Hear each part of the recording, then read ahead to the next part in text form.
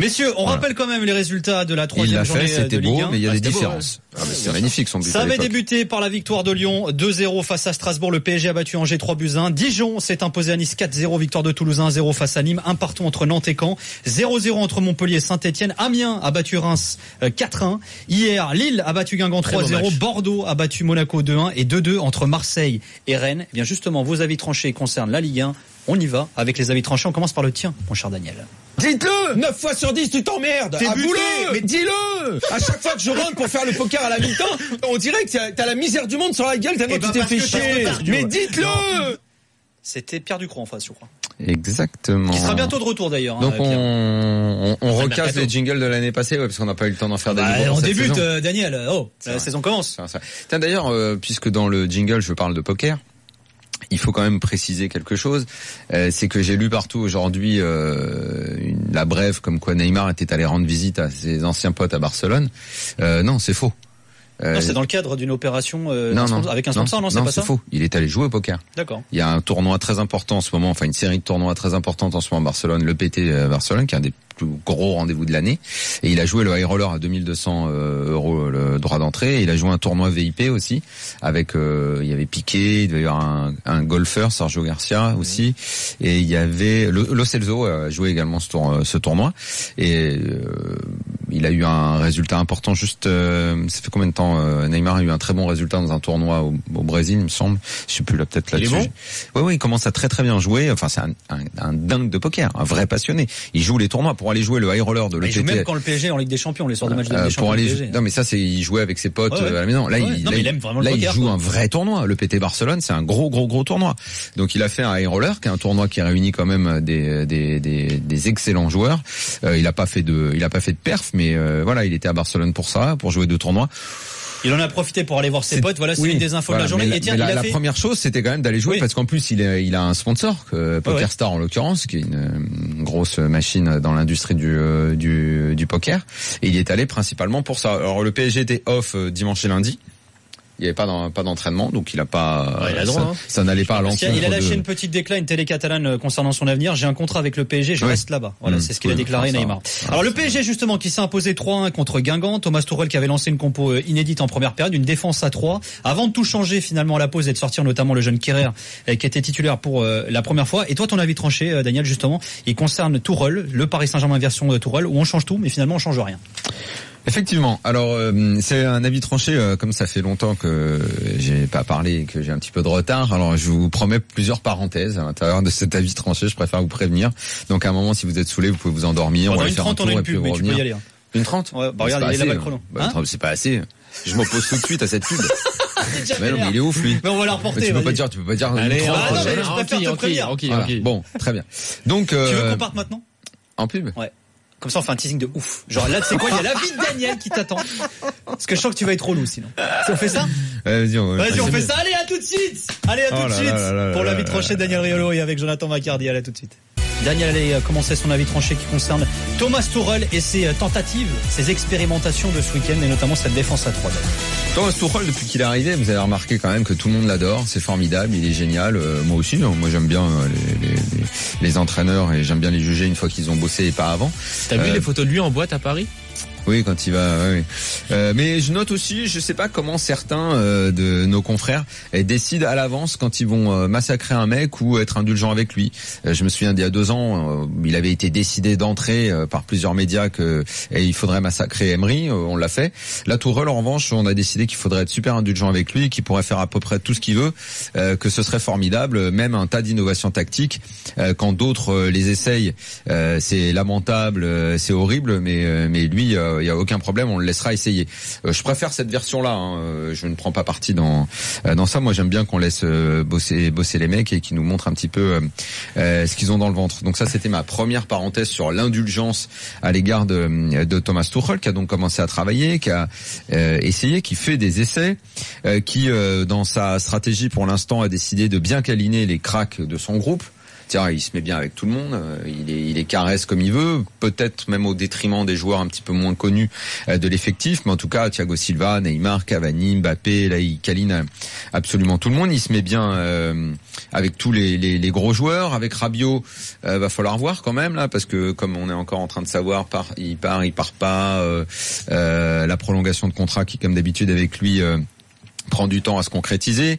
Est-ce que dans le câlinage global de Tuchel, il y aura une discussion pour lui faire admettre, parce que Tuchel, comme tous les autres entraîneurs, va bientôt s'apercevoir qu'évidemment le meilleur poste de Rabiot, c'est en numéro 6, mais qu'évidemment, comme Véro veut pas en entendre parler, il va avoir du mal. Donc mais Rabiot, il a dit cet été, il est OK pour jouer à ce poste-là. Oui, mais Véro veut pas. Donc que tu le veuilles ou non, Véro, elle a toujours le dernier mot. Donc je sais pas comment il va s'y prendre là-dessus. Et donc le fameux laboratoire dont on a vu un petit peu samedi dans la première période notamment les premiers effets. Chacun en pensera à peu près ce qu'il veut de ce qui s'est passé samedi dans la première période. Après on modifie, c'est un peu comme à Guingamp, on dit dans la deuxième période d'un coup ça s'est mis à beaucoup mieux jouer et samedi ça a fait pareil. Oui, enfin bon, il y a à peu près la même je pense qu'on va avoir dans les semaines qui viennent à peu près la même proportion de mi-temps pourri ou de mi-temps ennuyeuse qu'on a eu avant sous Blanc, sous Ancelotti ou sous Emery, que ça va être à peu près tout le temps la même chose et que de toute façon labo ou pas labo, contre Angers, contre Guingamp, contre Nîmes et contre la Ligue 1 en général, ça sera toujours à peu près la même chose. Oui. Ça veut dire qu'on n'aura pas de conclusion à tirer et très peu d'enseignements à tirer sur ce que vaut ce PSG. On aura à peu près toujours la même rengaine, d'où ce que je disais, on change tout, mais au fait, on change pas grand-chose. Non, ce qui n'a pas changé, c'est qu'effectivement, là, on s'apprête à avoir moins que d'ici le 31, il y a quelque chose qui change. C'est donc à ambitionner de briller en Ligue des Champions avec le même milieu de terrain. Avec donc Rabiot et Verratti en homme fort. D'ailleurs, j'attends de savoir comment il va gérer. Mais ce qui t'étonne ou pas plus que ça d'ailleurs? Un petit peu. Enfin, je sais pas en fait. Moi, je pense que tu peux changer l'entraîneur autant de fois que tu veux et faire mine de lui donner beaucoup plus de pouvoir qu'à ceux qui étaient là avant. Moi, je pense toujours que l'entraîneur. Il est là pour gérer une équipe, pour entraîner une équipe, pas pour gérer ce qui se passe à côté. Tu veux dire le recrutement, etc. Le côté Tourelle qui va aller contrôler si l'hygiène de vie de Verratti, encore blessé et souvent blessé à cause de son hygiène de vie, s'améliore. Je suis pas sûr que ce soit le rôle d'un entraîneur. C'est ce que beaucoup d'entraîneurs dans des grands clubs font aussi. Guardiola, ça s'est mal passé au Bayern, notamment à cause de ça. Tourelle, on sait qu'il est très sensible en plus à ça, à la nutrition. Il allait retirer le ketchup chez Gundogan. Ouais, mais ça s'est pas bien passé, n'est-ce pas? C'est pas forcément vrai. Il est parti de Dortmund parce qu'il y a eu l'incident, l'attentat lors du match contre Monaco, mais ça s'est bien passé parce qu'il a eu des embrouilles avec la direction. Mais sur ce point-là, la façon qu'il avait de gérer certains joueurs, il y a énormément de joueurs que ça a gonflé. Moi, je pense que c'est pas tant au coach de faire ça, mais qu'il faut un directeur sportif et surtout un président. Et on en revient tout le temps à ce que je répète depuis des années, à une véritable ligne directrice qui permet justement à l'entraîneur de travailler tout à fait sereinement et de s'occuper du laboratoire et des changements tactiques et de donner son avis sur j'ai besoin de tel joueur et tout, mais pas de savoir si je dois aller en boîte de nuit contrôler. Tu veux dire que le modèle Wenger n'a plus raison d'être. T'as raison et t'as raison de le répéter parce que cet été on a cessé de dire que Nasser Al-Khelaifi était un président fantôme. Tout le monde et les gens ne s'en rendent pas encore compte. Mais non, mais au PSG on considère, d'où on change tout et on change rien, c'est que on va prendre Buffon pour l'âge qu'il a et l'expérience qu'il a pour corriger les errances de Verratti parce qu'ils sont italiens tous les deux. Enfin bref, ça tient pas la route une seconde. Les erreurs de recrutement, on prend Tourelle parce qu'il a l'air un petit peu plus dur et qu'il est méga pointilleux, c'est à peu près comme si les autres l'étaient pas avant. Enfin bref, ça c'est encore une parenthèse. Donc le milieu de terrain va repartir avec les mêmes mecs. On va peut-être continuer à faire des débats sur 3-5-2. 4-3-3, quand il a arrêté le 3-5-2, qu'il est revenu avec le 4-3-3 samedi après-midi, ce qui n'était pas non plus véritablement un 4-3-3. Bref, on peut parler pendant des heures des schémas tactiques et tout. Mais est-ce que c'est ça qui a véritablement posé problème au PSG ces dernières années? Est-ce que c'est ça le schéma tactique qui fait que le PSG, en 3 semaines, fait le meilleur match, un des meilleurs matchs de son histoire et l'un des plus pourris de son histoire? Le 4-0, le 6-1, c'est le schéma tactique? Est-ce que c'est le schéma tactique qui l'année dernière, évidemment on a voulu nous bassiner pendant des semaines avec le fait que Lo Celso a joué 6, que machin, que ceci, que cela. C'est les schémas tactiques qu'on fait contre le Real Madrid, le PSG soit passé 2 fois au travers? Non. Ce qui fait que le PSG passe au travers ces dernières années, c'est le caractère que n'a pas cette équipe. Oui, mais le coach donc est important à ce niveau-là. le coach est peut-être important, mais les joueurs qui sont dans l'équipe, qui, au fil des années, ne vont pas forcément se transformer en brutasse mentale avec les années qui passent. Je ne crois pas forcément à ça. Il y a des enseignements dans la préparation mentale. Certains qui disent si tu tombes 10 fois par terre, à chaque fois que tu te relèves, tu prends un peu d'expérience, ça t'empêche de tomber après. Il y a énormément de gens qui, dans la préparation mentale, te disent tu peux tomber 10 fois. Si tu ne fais pas un travail mental pour faire progresser l'équipe, c'est pas parce que tu te relèves 10 fois que l'expérience fera que tu vas te décourager, au contraire. Exactement. Ouais. Je t'habitue à la loose. Il y a plusieurs théories là-dessus. Bref, on n'a pas je vois pas. Alors, pareil que Buffon va tout arranger, mais j'en suis pas certain, moi, de ça, des pansements pour faire parce que Dani Alves était venu pour ça. Résultat, au milieu de terrain, moi, je trouve que le PSG se retrouve avec la même équipe ou quasi. Il va falloir voir ce qui va devenir Lo Celso, parce qu'ils veulent le vendre, parce qu'il faut absolument qu'ils vendent. Si jamais ils réussissent pas à le vendre, vendredi, il redevient un joueur de l'effectif. Tourelle va quand même falloir qu'il s'en serve de ce joueur qui a été bon l'année dernière et qui a été une révélation. Je vois pas pourquoi d'un coup il est devenu tricard, le pauvre mec. Là je comprends d'un point de vue business que s'ils veulent absolument le vendre parce qu'ils ont besoin de vendre, bon, ok, il essaye de s'en débarrasser, mais si jamais il n'y arrive pas, il redevient joueur de l'effectif. Surtout qu'il a le profil idéal pour jouer dans un 3-5-2. Exactement. Dans la paire de deux. Il va falloir qu'il le récupère alors qu'il l'a délaissé. Bon, non, c'est le rôle d'un coach de faire ça. Bref. Toujours est-il que ce que je veux dire, c'est qu'au milieu de terrain et au niveau du caractère, cette équipe, je vois pas en quoi c'est par le laboratoire qu'elle va progresser. Je ne crois pas que le 3-5-2, le 4-3-3 ou le tout ce que tu veux de schéma tactique fera que le PSG peut devenir un prétendant sérieux à la Ligue des Champions. Je pense pas que ça passera par là. Ça passera par autre chose. Le Real Madrid l'année dernière, je veux bien que Zidane soit inspiré dans ses changements. Mais je pense que si le Real est aussi fort sous Zidane jusqu'à l'année dernière, l'année d'avant, c'est parce que ce que dégageait cette équipe d'un point de vue du caractère, d'un point de vue mental, était plus fort que les autres. Oui, alors, c'était pas tant. Parce que je sache l'un des plus grands tacticiens du moment, à mes yeux, le plus grand, il s'appelle Pep Guardiola. En Ligue des Champions avec Manchester City l'année dernière, il est tombé avec toutes les innovations tactiques qui sont les siennes contre un Liverpool qui lui est rentré dans la gueule, qui mentalement a été très fort, qui tactiquement aussi était très fort aussi tactiquement, oui, mais il faut les deux de toute façon, mais qui d'un point de vue du caractère a été très fort. La Roma, ça a été le caractère qui a fait qu'ils ont renversé le Barça pour se hisser en demi-finale. La Juve, et c'est aussi là-dessus qu'elle travaille énormément, c'est une équipe qui a la Ligue des Champions aujourd'hui, la dimension mentale, ce que tu dégages d'un point de vue de la personnalité de tes joueurs et la personnalité de l'équipe, c'est pour moi ce qui est à mettre en premier point. Son 3-5-2 Tourelle, on peut bien se masturber autant qu'on veut là-dessus pendant des semaines et des semaines et des semaines, c'est pas par là que passent les succès du PSG. Là où tu te trompes, c'est que je pense pas que l'objectif sur cette saison pour Thomas Tuchel, ça soit de gagner la Ligue des Champions. Ah bah alors là Jonathan, tu m'apprends quelque chose. Non, alors moi c'est pas ce que j'allais dire. Moi je vais pas dire ça, mais là où je pense que je pense que chaque année là où je pense que finalement c'est presque réducteur ce que tu dis, c'est que Tourelle il a pas mis en place son 3-5-2 en disant vous savez quoi, ce système je le mets en place parce que c'est le système qui va me faire gagner la Ligue des Champions. Il vient d'arriver, il essaye. Bon après pourquoi pas, il arrive, il essaye d'apposer sa patte, de trouver un nouveau style de jeu, il tente à marquer le sens. Moi j'approuve à 100%, je ne suis pas en désaccord avec ce que tu dis. Moi je suis pour les entraîneurs qui tentent des choses et j'aime beaucoup ce que veut tenter Tourelle. Comme j'ai dit, que je défendrai Tourelle tant qu'il m'aura pas montré, comme Emery, je le défendrai beaucoup jusqu'à ce qu'il fasse des erreurs et que je les mette en avant. J'ai aucun problème avec ça. Je veux dire, on a décidé dans le storytelling Tourelle, plein de médias d'être méga indulgents avec lui. Oui, mais alors, mais je pense qu'on n'a pas avancé d'un pouce dans ce que veut le PSG, à savoir la conquête du titre suprême. Tu te trompes, mais je te dis pas Tourelle, c'est pas lui qu'il faut progresser, c'est le club qui doit progresser. C'est la direction et qu'est-ce qu'on va faire. Et le recrutement, il est pas à la hauteur il y a 3 points essentiels sur lesquels tu te trompes. Le premier, c'est que je pense que par rapport, alors on va parler juste tactiquement et survoler le sujet, c'est que il est dans une année où c'est un peu compliqué, il y a eu la Coupe du Monde, il y a pas encore un effectif complet, il a juste eu un mercato où on sait que c'est un petit peu la guéguerre avec Enrique pour avoir le choix des recrues. Je pense qu'il a pas encore l'effectif qu'il voudrait avoir. Donc je pense qu'il a tous ces facteurs-là qui font que pour l'instant, le schéma tactique qu'il veut mettre en place, il peut pas vraiment le mettre en place. Les Brésiliens n'étaient pas forcément prêts dès le début du championnat. Verratti a eu une énième rechute qui est assez agaçante, j'en conviens.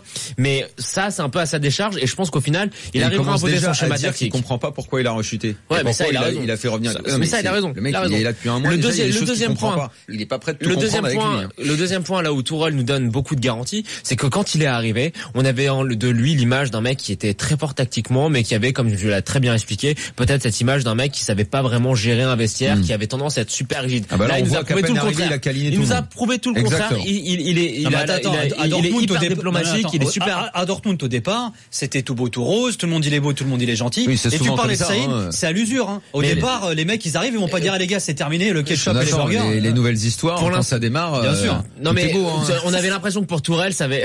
Tu donnes la main dans la rue. Non, la main dans la rue, ça arrive qu'après. La main dans la rue, c'est après, c'est quand t'es sûr. La main dans la rue, c'est après. 3 fois par jour, la cuisine, toutes les pièces. 3 fois, petit joueur. Non, c'est parti. Non, mais ce que je veux dire, c'est que. Et après, après, pour toi, mon pote. Il y en a qui ont des problèmes hormonaux. C'est pas le cas de tout le monde. Je vise personne, je te vise pas. Non, mais ce que je veux dire, j'espère que ça n'a aucun rapport avec ce que t'as dit avant, mais.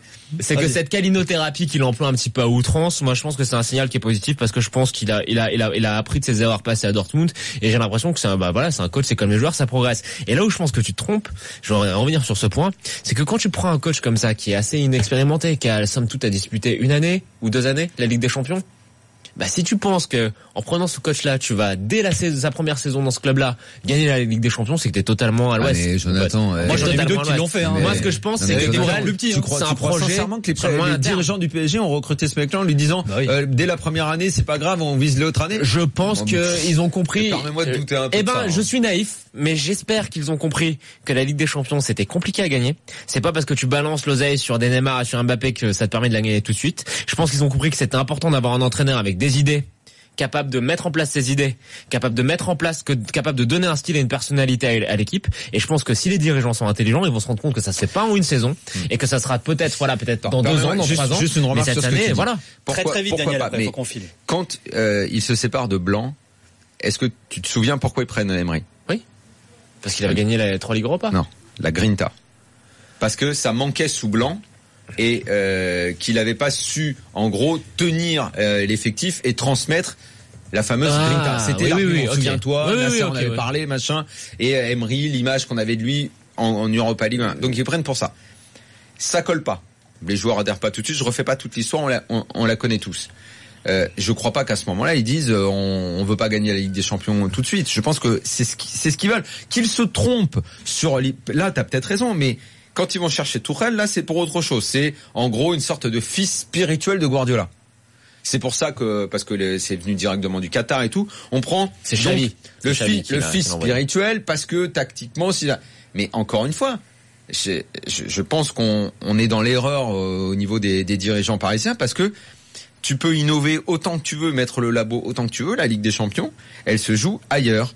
Elle se joue dans ce que tu dégages, je répète pas ce que j'ai dit, et au milieu du terrain, moi, cette équipe, elle me semble encore dépourvue de ce qui fait la force des grandes équipes.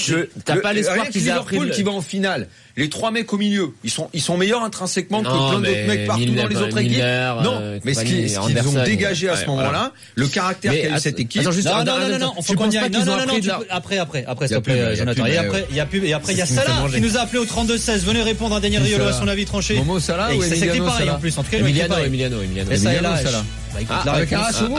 C'est le grand. Peut-être qu'ils l'ont mal écrit, ce serait pas une première. La réponse, juste après ça. On était en plein dans la vie tranchée de Daniel Riolo avec Thomas Tourelle, on change tout, mais on ne change rien. Salah, supporter du Paris Saint-Germain, nous a appelé au 32-16. Bonsoir Salah. Bonsoir les gars, bonsoir. Salut. Alors Salah, première question, comment on écrit ton prénom? S-A-L-A-H. Et ben voilà, c'était bravo les gars, bravo. Ça peut être un nom et ça peut être un nom de famille. Voilà. Oui, ça arrive souvent. Ça veut dire quelque chose ou pas? Il y a une signification ou pas à ce nom?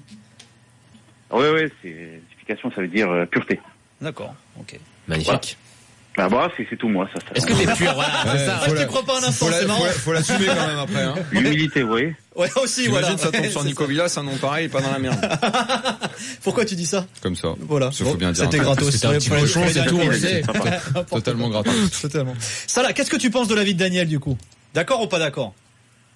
Ouais, il a pas tort dans ce qu'il dit. Après, Moi, je suis un peu aussi dans l'attente de voir ce qui va se passer. Il a tenté un 3-5-2, c'est ce qu'il veut faire, c'est son projet. Il essaye de mettre ça en place. Je trouve que c'est l'idée bonne, que ça va créer une offensive un peu plus importante. Il a l'effectif. Ça n'a pas fonctionné contre Angers, on l'a vu en première mi-temps. Puis après, il a préféré se reconcentrer à refaire un 4-3-3 pour essayer de reprendre la maîtrise du match. Et ça a mieux fonctionné. Mais ce qu'il y a de bien, c'est qu'il a pas paniqué. Il a changé. Mais comment tu veux paniquer quand tu joues en Ligue 1 contre Angers ou une équipe comme ça? Mais tu peux perdre contre ces équipes-là, Daniel. Mais non, voyez. Ça reste des équipes de Ligue 1. Mais je comprends, pour toi le niveau est faible, et je suis d'accord avec toi. Mais malgré tout, tu peux pas, tu peux ouvrir tous les labos que tu veux du monde entier.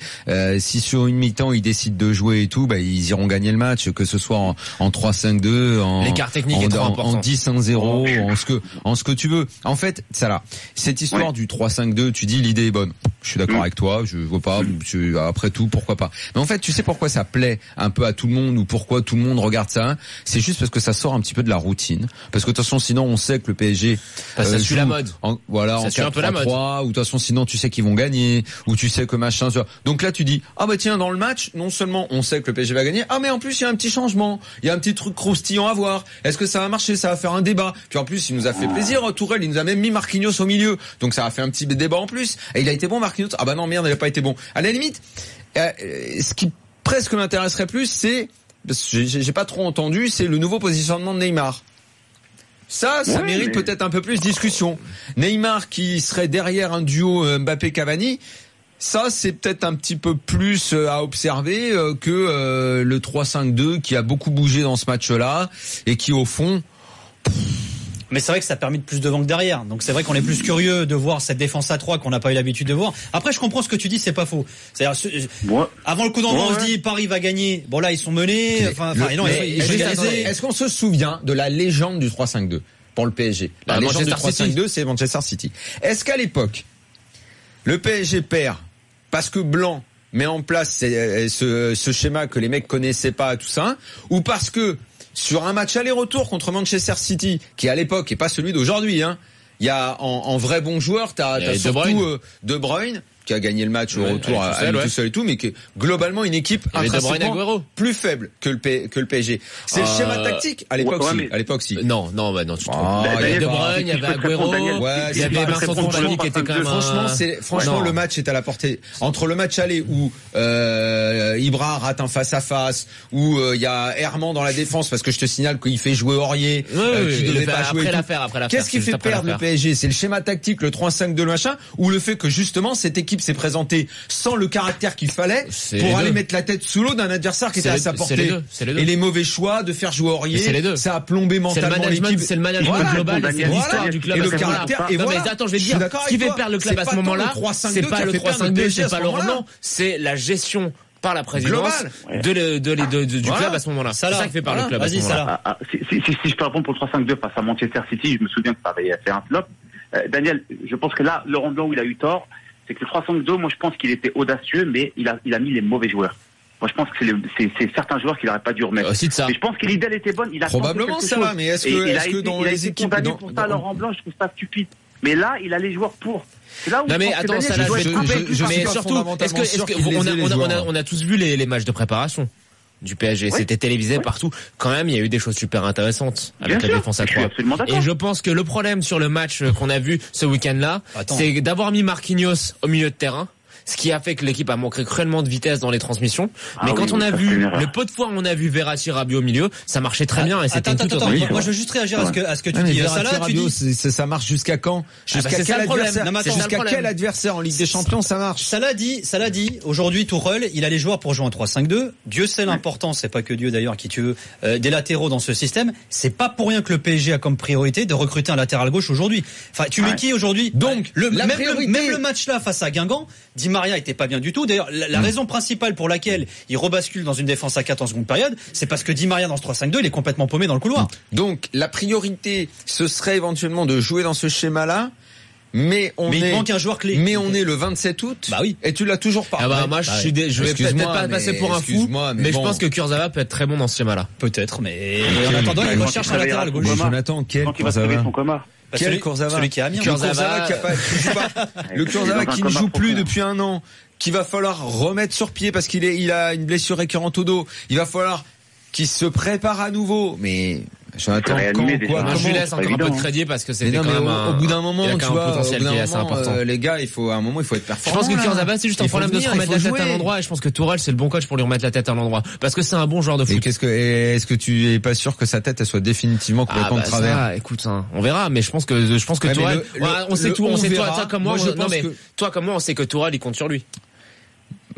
Si c'était le cas, il chercherait pas un arrière gauche à mort, là, comme il cherche. Parce qu'il a pas de doublure. Si tu veux jouer, il cherche une doublure ou un titulaire. Je pense qu'il cherche comme pour le reste de l'équipe, il cherche un bis. Il cherche un bis. Il cherche un titulaire. C'est pas. Mais tu sais comme moi que Tourelle a insisté pour que Kurzawa reste. En interne, tout le monde sait que Kurzawa, c'est un peu fini. Ça, on est d'accord. Ils ont cherché à le bazarder, ils ont trouvé personne. Tu sais que toi comme moi, on sait que Tourelle a demandé à ce que Kurzawa reste. Mais parce qu'il y a personne pour l'instant. Il faut bien qu'il assure le coup. Mais bon. Salah, merci de nous avoir appelés en tout cas. De rien, je voulais juste vas-y Salah. Et juste passer une petite dédicace à mon petit frère qui aime aussi l'émission. Mon petit frère s'appelle Maud d'ailleurs, du coup. Continuez comme ça. Et Daniel, sois pas aussi négatif avec la Ligue 1, même si les équipes sont pas très fortes. Il y a quand même un peu de niveau. Salah, tu déconnes. Ça fait 1 an et demi que je parle du frémissement. L'année dernière, j'ai relevé toutes les choses positives. Et on a l'impression que tu me parles comme si on était 5 ans en arrière. Quand tu fais un compliment, c'est un petit compliment. C'est pas quelque chose d'énorme. Quand tu dis quelque chose. Tu sais quoi, tu me regardes plus, tu me fais plus de compliments. Bah oui, mais bon. On en revient à ce que je vais même te dire, Salah. Je vais même te dire, en préparant l'émission. Je vais même te dire, Salah, en préparant l'émission, parce que on prépare les conneries qu'on balance à l'antenne, mais pas toutes d'ailleurs. Daniel disait même, ce serait bien qu'on parle du niveau de jeu de la Ligue 1 en ce tout début de saison. Exact. Le mail en train de s'élever. Un joli mail. C'est Dijon. C'est un SMS. Mais pas non plus, tu m'envoies pas des mails. Dijon. Comme ça, Daniel. Non. Continue à dire la vérité. Amiens, c'est plus sympa quand même. J'ai pas fini par un smiley. Le jour où tu m'enverras un mail. Ça peut faire qu'on s'en fout que ce soit un mail ou un SMS. C'est chiant à écrire les mails. Vous avez aimé Amiens quand même. Quelle est la différence entre écrire un mail et un SMS? Parce que faut que tu ouvres Outlook, que tu mettes l'adresse du mec et tout. C'est plus chiant d'écrire un mail qu'un SMS. On est d'accord. Faut bien l'écrire et tout. C'est plus chiant d'écrire un mail qu'un SMS. Il est bizarre, lui. C'est sur le téléphone, c'est la même chose. Arthur, il est d'accord. Arthur Robert, il est d'accord. Est-ce que vous avez aimé Amiens ce week-end? Je te comprends pas. Pourquoi? Attends, ils ont fait un super match pour qu'on parle du niveau de la Ligue 1. Je crois qu'on parlait à Amiens. Il y a une fête à Amiens, on n'est pas allé. Non, c'était juste pour saluer Jean-Marc de la Maison du Whisky, le directeur de la Maison du Whisky qui était à consommer avec modération. Tu sais qu'on va vraiment se faire engueuler avec tes conneries, toi. Mais il est auditeur de l'émission. Oui, mais à consommer avec modération. Il va une semaine sur 2, il va à Amiens pour voir son équipe jouer. C'est bien. Très bien.